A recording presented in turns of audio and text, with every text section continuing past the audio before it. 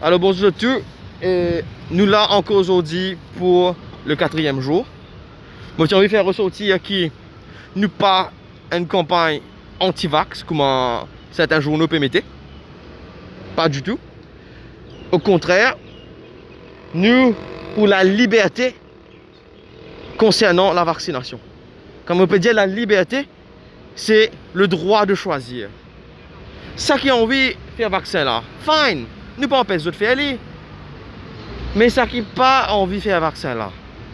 Si ça besoin de traiter nous pareil comment nous traitons autres. Et non pas venir force nous faire vaccin là. Et non pas venir force les élèves de l'école. Venir sous menace qu'ils sont pas pour capable de composer l'examen.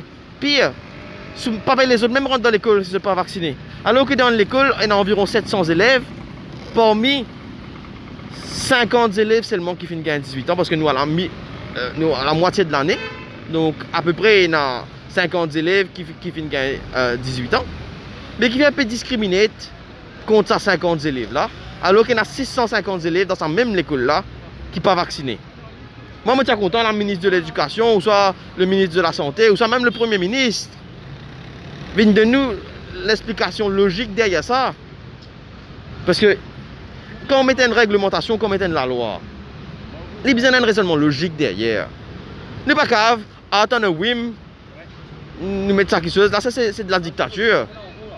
Ok? Alors, c'est pas comme ça que ça marche. Il y a une raison derrière, un truc qui est fondé. Or, ça fait 4 jours qu'on nous pose la question et nous n'avons pas de réponse. Nous n'avons pas de réponse du tout. Et ce péconti traumatise ça bande élèves là. C'est du traumatisme. Vous connaissez, on apprend pendant cette bonne année. Résiste sa dernière ligne droite finale là pour le composer. Puis on peut sous. Mais qui se stresse? Ça même dit ça stresse là, même si après les autres. Ça stresse qu'ils ont fini de gagner là même là capable de faire les autres examens.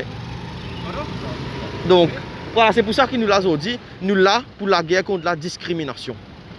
Qui est pour les élèves, qui est pour les enseignants. Pareil pour les enseignants, les mêmes affaires. Les enseignants qui vaccinés. Vous êtes toujours capable de contracter et de transmettre le virus. Un vaccin n'est pas protégé à 100%. Donc il y a son risque de transmission quand même si vous vaccinez.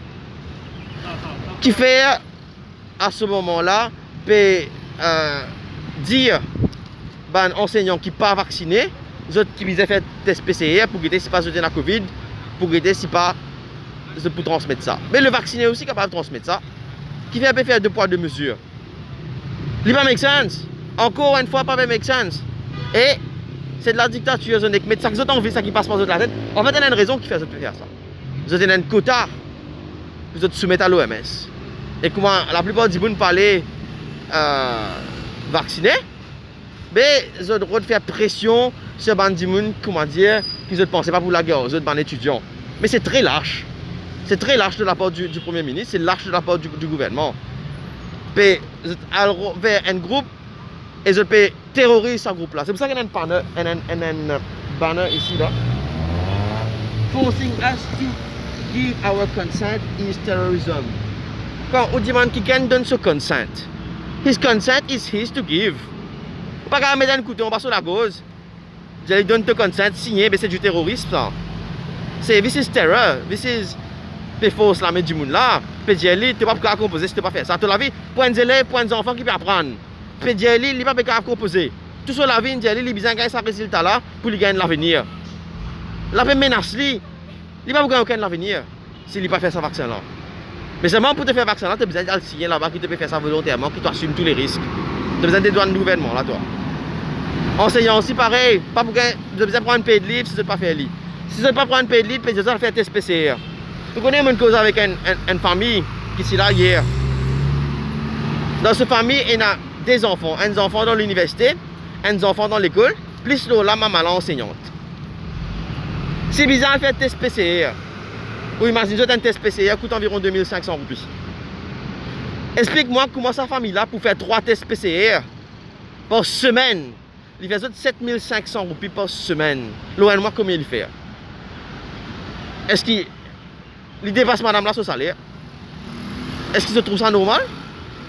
Il n'est pas normal. Donc, on a un message pour Pravin Jagnat. Come to your senses. Stop this rubbish. Merci.